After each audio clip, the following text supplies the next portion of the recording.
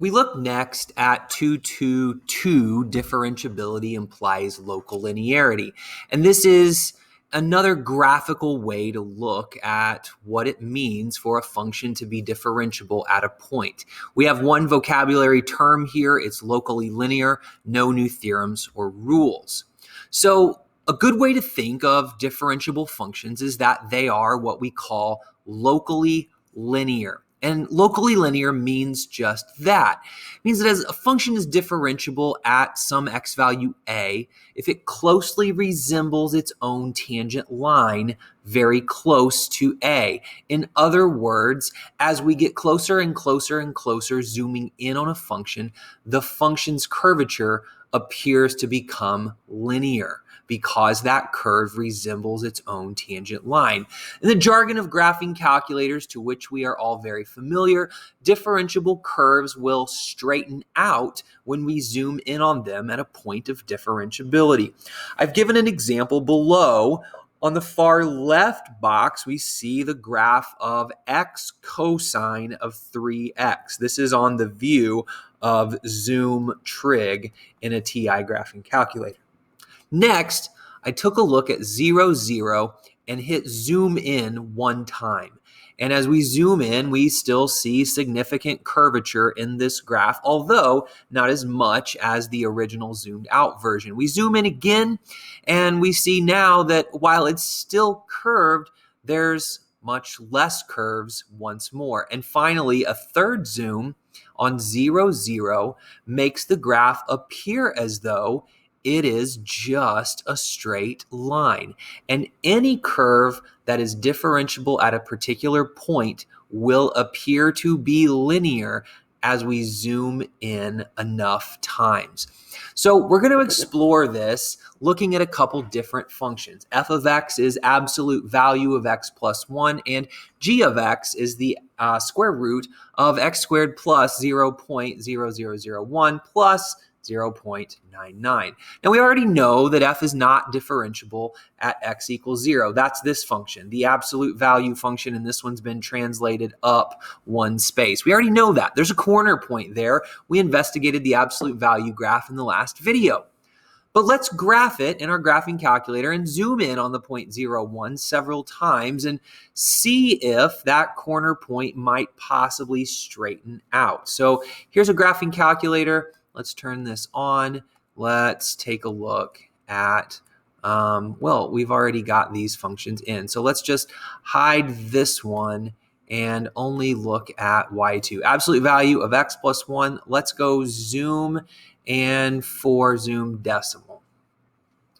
So there's our function graphed in red. It's the absolute value function. It's been translated up one space. Let's go zoom in and let's move our cursor to where it's at the point 0, 1, the point of what we think is not differentiability.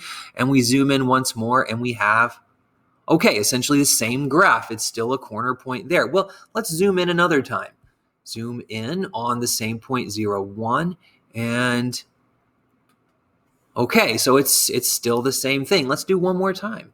Zoom in again. Now we are quite zoomed in at the vertex of this absolute value graph, and there appears to be no change whatsoever in this function's graph. It continues to have a corner at 0, 1, even though, as we can see if we trace this cursor out, we are very, very close zoomed in. This is the point negative 0.00625. So this is the same graph, even zoomed in very, very far. So no, I would say the answer to question 1, does the corner show any signs of straightening? I would say no, it doesn't. Now let's do the same thing with G. So back to my y equals screen. I'm going to hit enter on that equal sign to show it, and then I'll go hit enter on this equal sign to not show it. And let's zoom back to zoom decimal again, number 4. Okay, here comes the graph, and all right, this graph appears to be very similar, if not close to exactly similar as the first function, absolute value of x plus 1. It looks like it has a corner point at 0, 1, but we'll investigate further by zooming in on the point 0, 1. So let's move the cursor up to 0, 1 and enter. Here we are. Still kind of continues to look like there's a corner point there. So let's take another zoom and see if anything changes. Enter. And all right, if you can see, this kind of doesn't look like a corner there anymore. There might possibly be some curvature. Now I'm curious. Let's zoom in a little bit more. And as we wait for this graph, and oh, that is no longer a corner. That is absolutely a little curved at the bottom there. So let's zoom in again and continue this process. Now we can kind of start to see the curvature out to the left end and right end of the view screen as well. This is really starting to show its curves as we get closer and closer. But what are we looking for? We're looking for local linearity. We're looking for this function to eventually, quote unquote, straighten out as we, let's go to the zoom again, as we get closer and closer locally. So now we're getting just to about the point where this is going to be a flat horizontal line. I hope that you out at home were counting the number of times that I was zooming in, because I certainly forgot to count the number of times. It feels like I'm about 8 zooms in, maybe 9 zooms in, and this is almost a flat line. I think one more time is going to do it. And here we are. Yeah, that looks flat around 0, 1, right? That looks like a horizontal line. So differentiability implies local linearity means this function is differentiable at 0, 1. So back to the slide, would I want to differentiate this one by hand? Well, looking at this graph, I'm saying no, I really would not want to. I'm thinking about plugging x plus h into this function and then doing all the limit algebra to get down to a function for its derivative, and that sounds like not a great idea. The good news is just in a few sections, we're going to learn a way to differentiate this function much more easily and much quicker. So how many zooms did it take? I'm going to say it took approximately 10. Maybe it was more like 11 or 12. I forgot to count, but I think we're okay with an answer of about 10.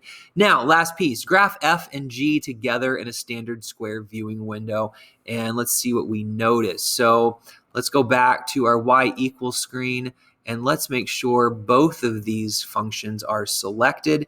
And the first function graphed will be G, the second function will be F. Let's go to zoom and decimal, so option 4. And here we are. This one's G, the blue graph, and we're going to follow that up with F, and it's going to be coming in red. Those look exactly like the same graph, but let's go through this process of zooming in at 0, 1 and see what type of new information we might have. Are they actually the same graph as it appears that they are from a standard viewing window?